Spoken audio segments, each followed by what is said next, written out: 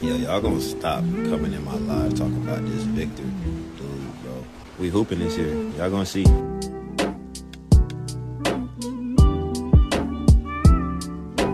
Hi team, today we're going to be talking about the Spurs' first preseason game. Now this was against the Long Lions. I'm not sure if I was pronouncing that right, but that's what they were saying on the broadcast, so that's what we're going to roll with. And this is not even an NBA team, so I was expecting the Spurs to win the entire time. I was expecting players to look good. And although I'm going to try to not get too ahead of myself, there is some things that I saw from some players that I really liked. Just some players that stood out to me. Lindy Waters, Julian Champagnie shot the ball pretty good. Victor Wembanyama, of course. Carter Bryant looked really good, even though his three ball wasn't falling. And most importantly, Luke Kornet. I think he had the best game out of anyone. 16 points in 14 minutes, and you just saw his impact. It was such a beautiful sight because this is the best backup big man we've had in some time. Just him doing the intangibles, being physical, being able to catch the ball, not bring it down and just dunk the ball. He had an electric putback dunk, and I think he showed us what he's going to bring and why he is so valuable and why the Spurs really wanted him in free agency. I know some people were saying he was an overpay,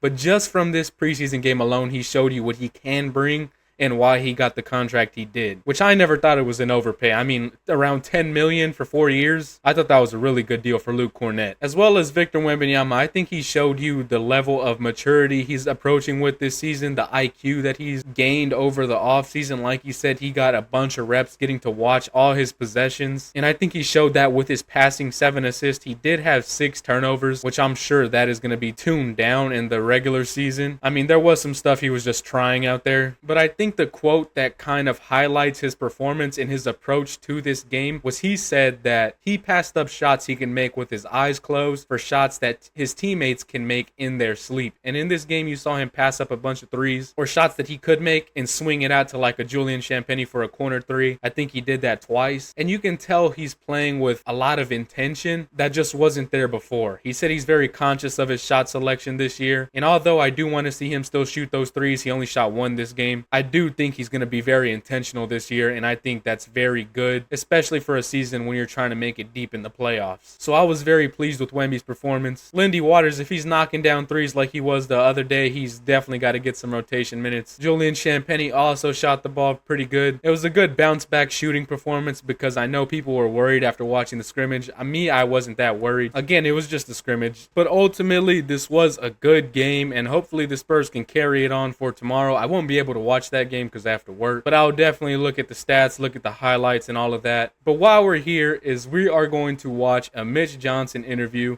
Mitch Johnson on first preseason win. I did watch the Victor Wembanyama one already, but I haven't seen this one, so let's go ahead and jump straight into it. I think Mitch Johnson should cover around the whole team, talk a little bit about everyone. So let's see what he's got for us. A lot of times we've seen the impact of the game a lot. He's real active.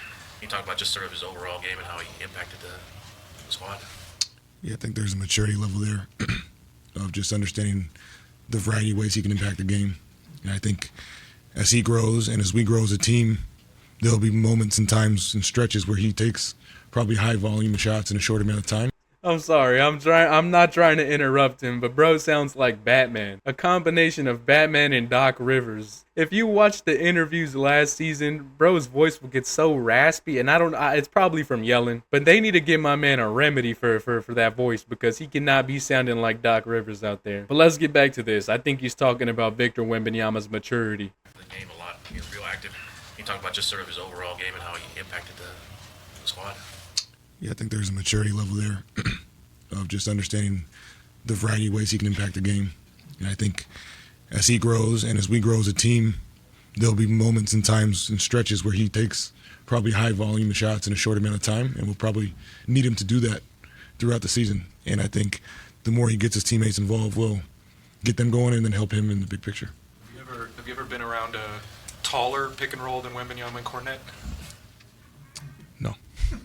That Victor Wembanyama and Luke Kornet pick and roll was probably my favorite highlight from the game. We went from having Jeremy Sohan at center, and we've all wanted to see Wemby with another big next to him. I think Luke Kornet is the perfect pair next to Victor Wembanyama. He brings such an inside presence a very dominant inside presence, and he can just do all the dirty work, do all the stuff that Victor Wembanyama doesn't really want to do, or you shouldn't need him to have to do. So I think they just complement each other very well, and that is something I'm going to want to see a lot of in the future, and it's going to help whenever you go against a team like the Rockets when they put Sengun and Steven Adams out there. You can really match up with any double big lineup with those two out there. Is that, I don't mean this to sound like fanatical or hyperbolic or anything, but is there any role that Victor, that you guys have found can't do, like can't fulfill, or has shown maybe that that's not going to be a strong area of his game?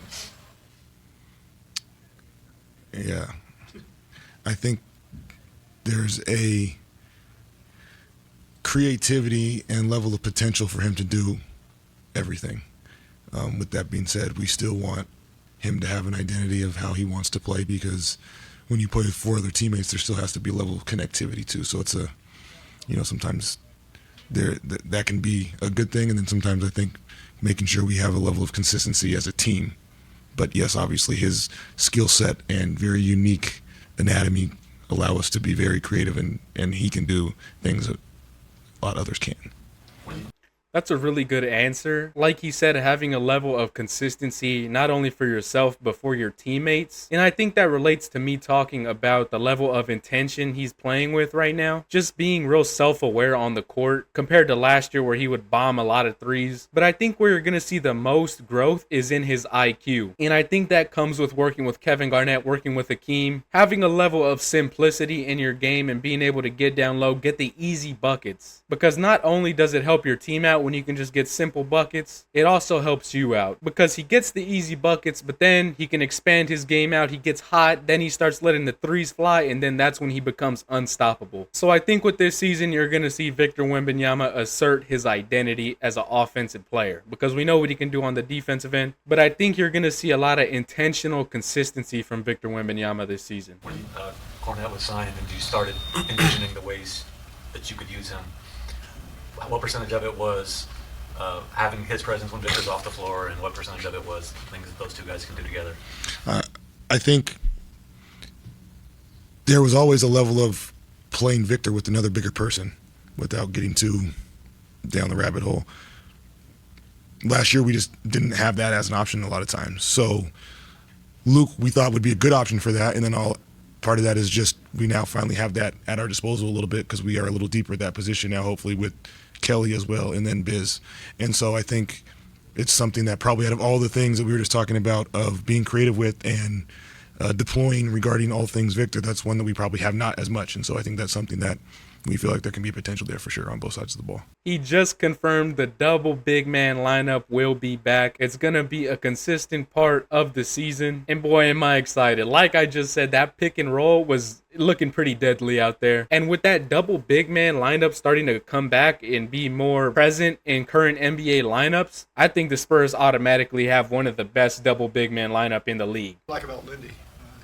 Like a guy like that, you can plug in a little bit here and there. Hard nosed, no nonsense, competitive, and makes the right decision a lot. So there's a lot to like. I think a lot of the time, he drove and kicked like 30 times tonight. That's a lot for a guy his size. He was getting off of it earlier. A lot of guys when they're kind of in their third year, they try to get really deep, get the whole crowd to collapse, and they get off of it. What are you saying about just his kind of maturity for making quicker and earlier reads and making kind of safer and smarter plays?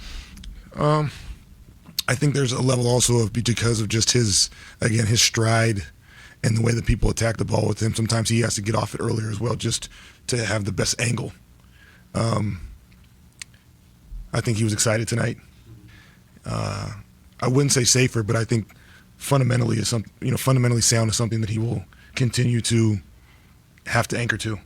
His creativity and his level of difficulty in times is second to none, and their wow moments and their highlights. And then there's also times where, he had one where he shot faked, he took one or two dribbles, and he just turned and made a two-hand chest pass right to someone that everyone in this room could make, and he hit the guy strike right on target, and the guy made the three. That at his size is a wow moment, and I think that's something that we have to continue to remind him and show him, and he'll have to anchor to at times because there is so many weapons at his disposal sometimes that just that fundamentally sound, solid play in itself will allow him then at times to find the creativity because he is so good. So I think that's part of the maturity level. So that is similar to Pop. We know Pop mentioned a lot of fundamentals for Victor Wembanyama. And it's good to see that Mitch is also carrying the same attention to detail when it comes to the fundamentals. And I'll end it with this. I think it's going to be a very fun season to watch Victor Wembanyama because he's going to give you a little bit of everything. You're going to see the most inside touches or inside post-ups that we've ever seen from Victor, mixed with some three balls, mixed with incredible dunks. So I think year 3 is where it's all starting to come together. You're going to see high-level passes, which we saw a little bit of this last game, crazy shot blocks, and a lot of footwork. And so I think it's going to be a great year. I think this year 3 is going to be an MVP level year. But with that being said, man, y'all be sure to leave a like, comment down below y'all's thoughts. Let me know what y'all liked, who surprised y'all in this preseason game, and be sure to tune in on Wednesday or tomorrow for the Spurs game versus Miami. Until next time, it has been your boy Chris, and I'll catch y'all later. I'm out.